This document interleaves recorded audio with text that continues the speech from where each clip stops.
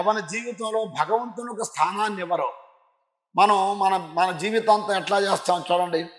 మనం ప్రాపంచికమైన విషయాలకే మనం ఎక్కువ గౌరవిస్తుంటాం. ప్రపంచంలోని పనులకే మనం ఎక్కువ ఇస్తాం. భగవంతుడు గౌరవిస్తాను, భగవంతుడు తక్కువ అనమాట. ఏదో ఒక గంట అరగంట ఏదో నామవాచకంగా పూజ చేసేస్తాం, అయిపోతుంది. కానీ మనం ముఖ్యంగా ఏం చేస్తాం, మన పనులే ముఖ్యంగా చూస్తాం. అటువంటి వాడు అతడు సంసారం అనే శకటాన్ని తలక్రిందలుగా పెట్టడం. గృహస్థాస్త్రం ఒక శకటం అండి. శకటం అంటే ఏమిటి? బండి. ధూమ శకటం అంటే ఏమిటి? రైలు. శకటం అంటే బండి. ఇప్పుడు గృహస్థాస్త్రం, ఆ గృహస్థాస్త్రం ఒక బండి.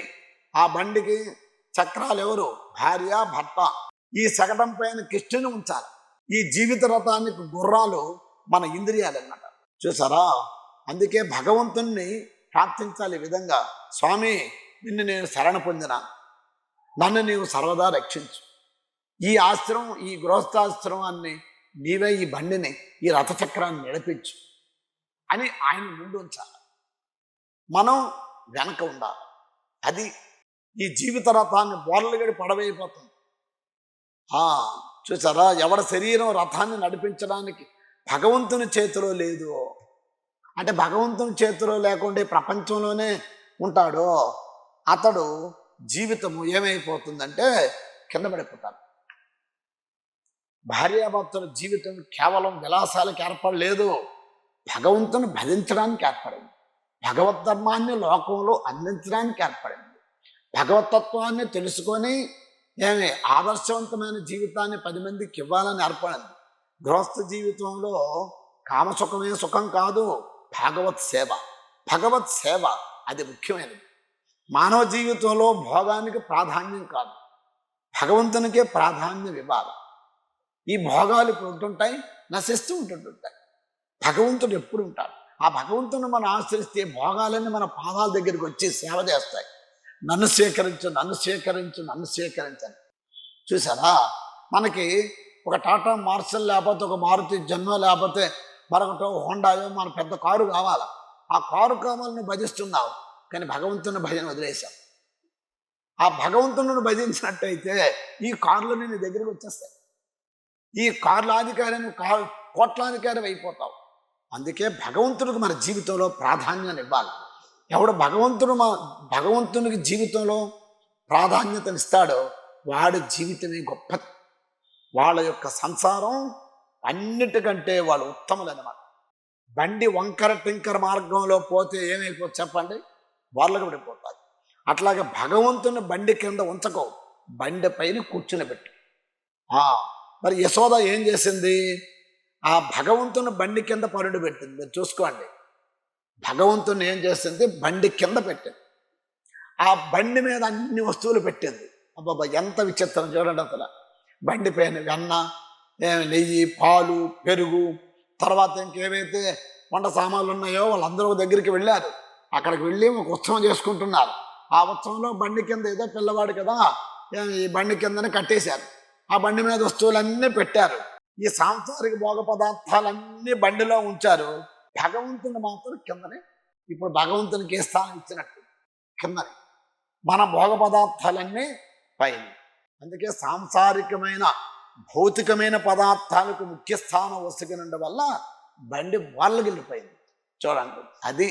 అందుకే నీ జీవితంలో ఈ ప్రాపంచిక సుఖాలకి ప్రాధాన్యత ఇవ్వకూడదు. ఈ ప్రపంచ సుఖాలు అనిత్యమైనవి.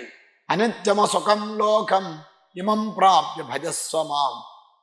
ఇవి అనిత్యమైనటువంటివి. ఈరోజు ఉంటాయి, రేపు పోతాయి. స్వహ రేపటికి లేవనివి. అందుకే వీనికి అశ్వత్థమూలం. స్వహ అంటే లేనివి అనమాట. ఇవన్నీ లేనివి. అందుకు కాబట్టి లేనివన్నీ మనం పెట్టుకుంటే భగవంతుని కృష్ణుడు వచ్చి అయ్యా ఇవన్నీ లేనివే అని చెప్పి వాటిని అన్నిటినీ తొలగిస్తున్నారు.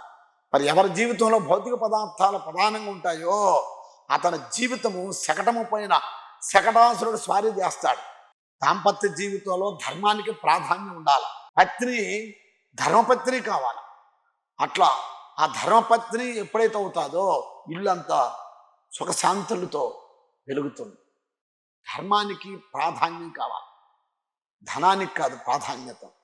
అందుకు కాబట్టి శ్రీకృష్ణుడు శకటాసురుని అవశ్యంగా చేస్తానని హృదయంలో అనుకొని చిన్నగా తన చిన్న పాదాలు ఆ పాదాలతో ఇట్లా ఇట్లా నెట్టాడు అంతే. చిన్న పాదాలు ఎంత అవి చూడండి, అసలు అవి ఎట్లా తగిలినట్టు తగిలింది. వెంటనే బండి బోర్లో పడిపోయాయి. మొత్తం పదార్థాలన్నీ కింద పడిపోయినాయి. కానీ కృష్ణుడు మాత్రం ఏమాత్రం ఆయన తొనకలేదు, వెనకలేదు. వీళ్ళందరూ చాలా ఆశ్చర్యపోయారు. యశోద, గోపికలు, నందుడు. అయ్యో ఎంత పొరపాటు అయిపోయింది, అంత పొరపాటు అయిపోయిందని.